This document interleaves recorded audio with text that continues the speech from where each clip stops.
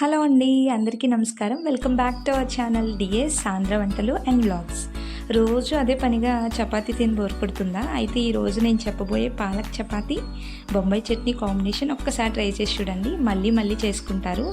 అసలు పాలకూరని తినని వాళ్ళు కూడా ఇంకో చపాతీ ఇవ్వమంటారు. మరి ఎందుకు ఆలస్యం, మొదలు పెట్టేద్దాం.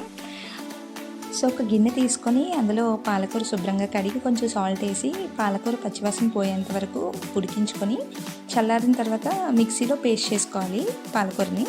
సో మనకి ఎంత కావాలో గోధుమ పిండి అంత తీసుకొని అందులో కొంచెం సాల్ట్ అలాగే ఈ పాలకూర పేస్ట్ని కూడా వేసి బాగా కొంచెం కొంచెం వాటర్ వేసుకొని పిండిని తడిపెట్టుకోవాలి. సో అందులో కొంచెం లైట్గా పిండికి అప్లై చేసి ఒక 15 నిమిషాలు ఆ పిండిని పక్కన పెడితే కొంచెం గ్యాప్ ఇచ్చి చేసుకుంటే చపాతీ అనేది చాలా మృదువుగా మెత్తగా వస్తూ ఉంటాయి. కానీ బొంబాయి చట్నీ కూడా చేసుకుందాం. బొంబాయి చట్నీ అంటే ఏం కాదండి, పూరి కూరలో మనం చేసుకుంటాం కదా, దాన్నే మా సైడ్ బొంబాయి చట్నీ అంటాము. సో ఇందులో మనం ఒక బాండి పెట్టుకొని 2 టేబుల్ స్పూన్లు ఆయిల్ వేసి అందులో శనగపప్పు, మినపప్పు, జీలకర్ర, ఆవాలు అవి కొంచెం వేయించిన తర్వాత మనం ముందుగానే కట్ చేసి పెట్టుకున్న ఉల్లిపాయ ముక్కలు, పచ్చిమిర్చి అవి బంగారు రంగు వచ్చేంత వరకు వేయించుకొని ఒక గుప్పెడి కరివేపాకు, అలానే ఒక టేబుల్ స్పూన్ సాల్ట్, సో ఒక టేబుల్ స్పూన్ పసుపు కూడా వేసి బాగా మగ్గించుకోవాలి. మనకి కావాలి అనుకుంటే బంగాళదుంప ముక్కలు, క్యారెట్ ముక్కలు కూడా మనము ముక్కలుగా కట్ చేసుకుని వేసుకుంటే చాలా బాగుంటుందండి. అవి కొంచెం మెత్తగా ఉడికేంత వరకు ప్లేట్ పెట్టి మనము ఉడికించుకోవాలి.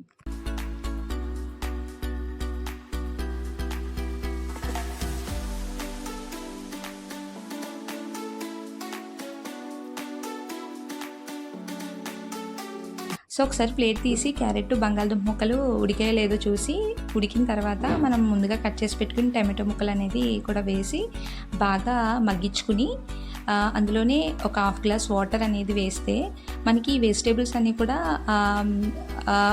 వాటర్లో బాగా ఉడికి ఈ బొంబాయి చట్నీకి ఇంకా టేస్ట్ అనేది బాగుంటుంది. మేము ఇలానే చేసుకుంటామండి.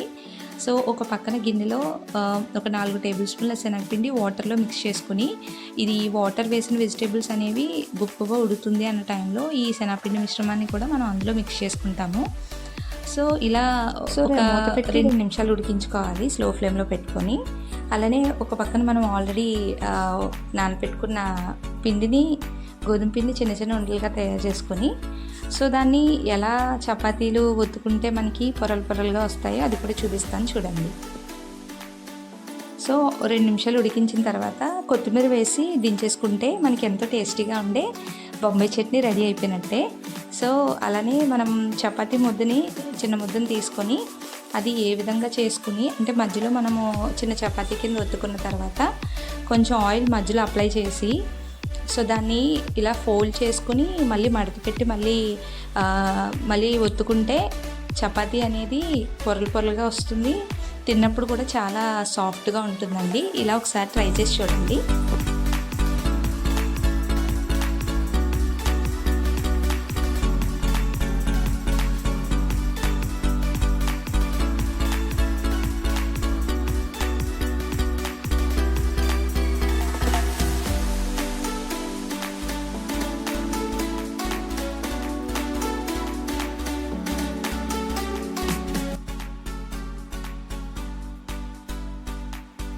ఇప్పుడు మనం ఆల్రెడీ చేసి పెట్టుకున్న చపాతీని ఒక ప్యానం పెట్టుకొని కొంచెం స్లో ఫ్లేమ్లోనే ప్యానం వేడెక్కిన తర్వాత చపాతీ 2 వైపులా అటు ఇటు టాస్ చేస్తూ హై ఫ్లేమ్ పెట్టుకోవాలి. ఇప్పుడు హై ఫ్లేమ్ పెట్టుకొని 2 వైపులా ఆయిల్ వేసి మంచిగా చూడండి, కొంచెం పైకి ఇలా పొంగుతూ ఉంటుంది చపాతీ.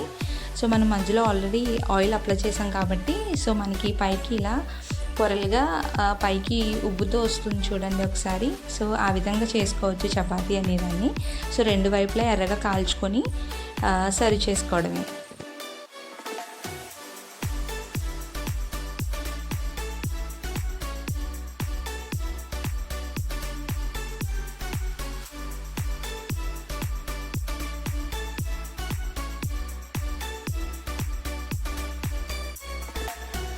సో ఇలా ఈజీగా పాలక్ చపాతీ, బొంబాయి చట్నీ రెడీ అయిపోతుంది. సో సర్వ్ చేసుకోవడమే.